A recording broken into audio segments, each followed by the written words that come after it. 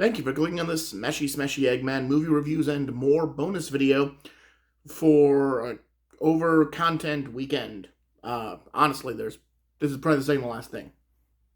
The last thing is a commentary track, which no one's going to look at, so it's not like it matters. If how much content I put out, nothing changes.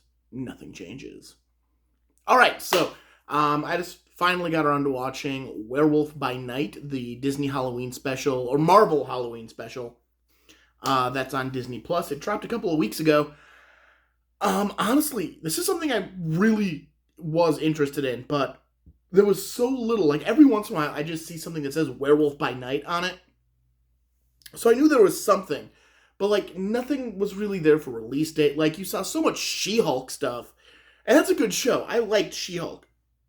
And Hocus Pocus 2, I didn't watch that one, but Disney Plus promoted those two things so much.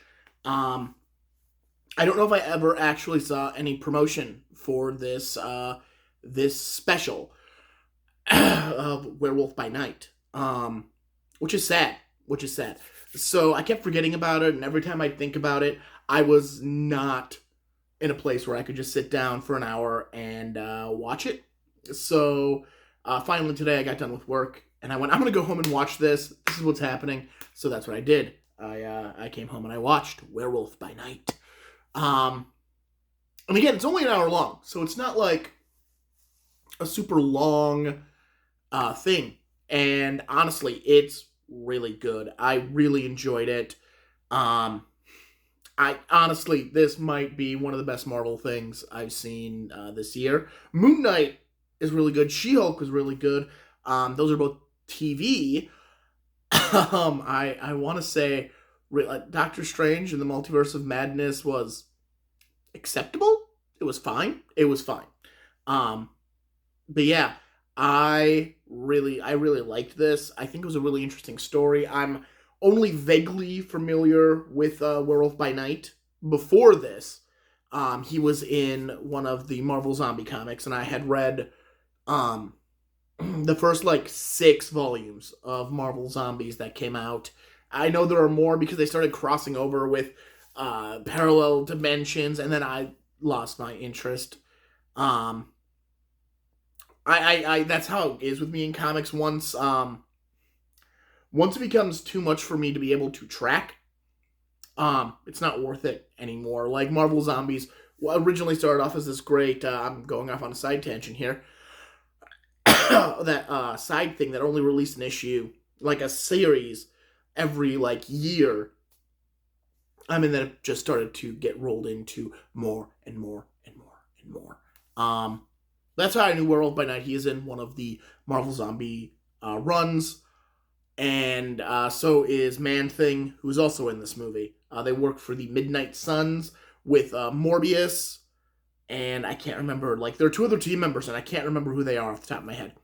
Anyways, Werewolf by Night. It is a black and white film, so it is shot to make it look like an old Universal film, to the point where there are actually cigarette burns, the things that if you would watch an old movie that was being done on reels, you would see a cigarette burn appear in the corner about once every 15 to 20 minutes, indicating that a reel needed to be changed over.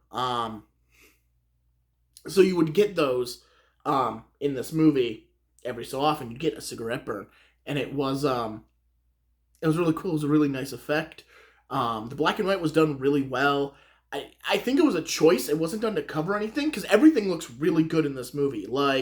I've seen some cringy CGI. I mean, She-Hulk, although really good series, I still never really got used to the She-Hulk CGI of that show, and even the Abomination, it looked sketchy. And in the last episode, somebody else turns into a Hulk, and that looks real bad. But this really had strong CG all the way through it. But basically, we find out Ulysses Bloodstone, the holder of the Bloodstone, which is a stone that gives a bunch of powers to the possessor and can weaken monsters, has died, and they are having his funeral and the hunt to determine the next holder of the Bloodstone. The Death Hunters, I think that was their name, show up, as well as Bloodstone's daughter, Elsa, who is supposed to be the heir to the Bloodstone, but because she left the family, she has to hunt for it like everyone else. You're told that the winner of the hunt gets the Bloodstone because the Bloodstone is on the beast, which is weakening the beast and hurting the beast. So it's going to be pissed. They go into the thing, and one of the hunters confronts Elsa, doesn't want to fight her, doesn't want to kill her. But the other hunters are okay with fighting and trying to kill each other to possess the Bloodstone and take over. Eventually, the hunter that doesn't want to fight Elsa finds the beast, which turns out to be the Man-Thing, which is the easiest way to explain it is it's Swamp Thing, but in the Marvel universe. It's the same kind of concept, a dude who is transformed and is now one with nature. He talks about helping him escape. He then finally introduces himself as Jack, or Jack Russell, who is the werewolf by night. He succeeds in his plot and releases Man-Thing, and then is captured by the remaining Death Eaters to be used as the new monster once they use the Bloodstone to transform him into the werewolf by night. Because he can only transform on the full moon. This has been, like, the comic I read worked around this by having Morbius use magic to create a full moon, a mini full moon, to transform him. So it is possible. They do find workarounds to be able to transform Jack Russell other than on the lunar cycle, though he will always transform on the lunar cycle. Yeah, it's really good. It is a very violent Marvel thing. Like, ooh, Man-Thing and Werewolf by, ooh, they are violent. They are violent creatures. But yeah, it was really entertaining. I enjoyed it. Again, it's 50 minutes. So, it's not that bad. It's really entertaining. I hope they do more with these characters, because they're fun characters. Like, honestly, some of the best characters, and some of the best characters you can play with in comics, are the, like, B and C level characters, just because not a lot of people know that much history about them. They only know, like, snippets of who they are and what they are, if they've even ever heard of them. So if you start taking a few liberties with these characters, it's way more acceptable than going with the heroes everybody knows, and trying to stick true to them. Though I do feel like they did very well to what I know of the Werewolf by Night and the Man-Thing, and Elsa Bloodstone, who's also a comic book character. But yeah, if you haven't checked it out, go on Disney Plus, check it out. It is really good. It was a lot of fun. I enjoyed it.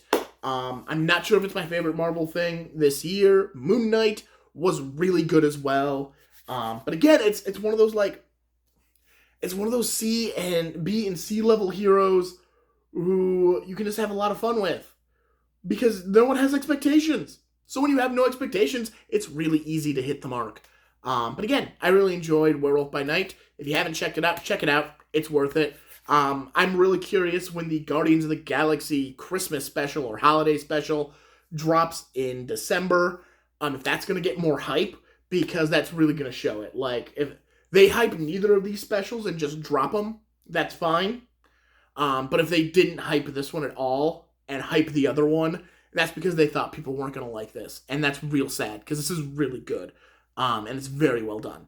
All right, so that was my thoughts on Werewolf by Night.